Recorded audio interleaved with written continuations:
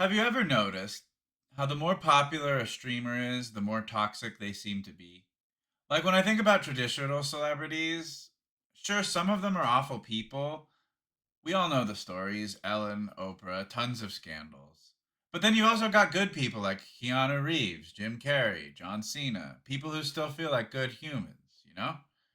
But when I look at streamers, especially the most successful ones, I'm honestly struggling to find one I'd consider to be morally decent.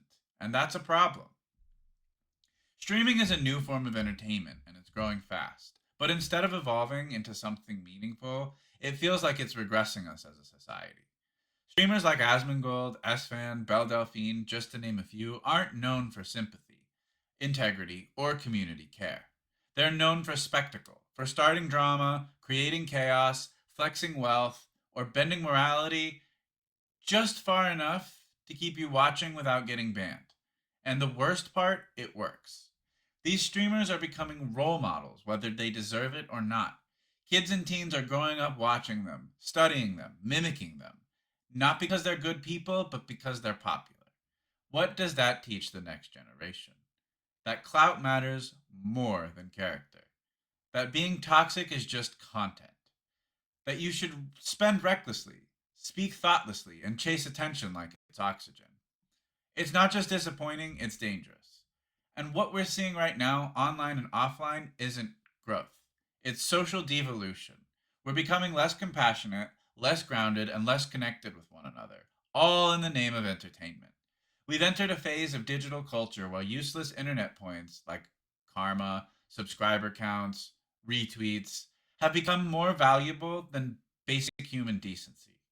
Streamers don't need to be kind, they just need to be clickable. And viewers don't need to care about who's getting hurt either. They just need to be entertained.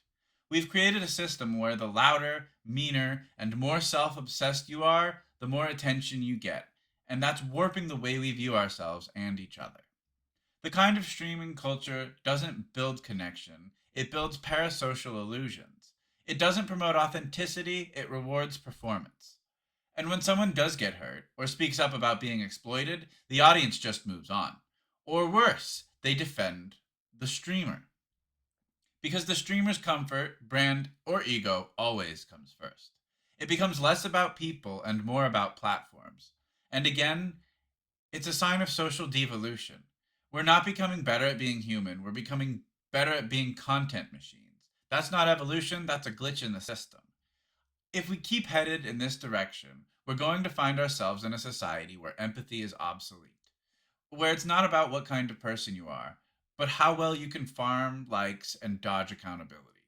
Streaming had the potential to be something beautiful, a space for real time connection, shared creativity, and unfiltered humanity.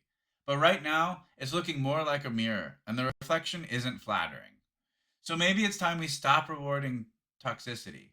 Maybe it's time we ask ourselves, do we want to be entertained or do we want to be human?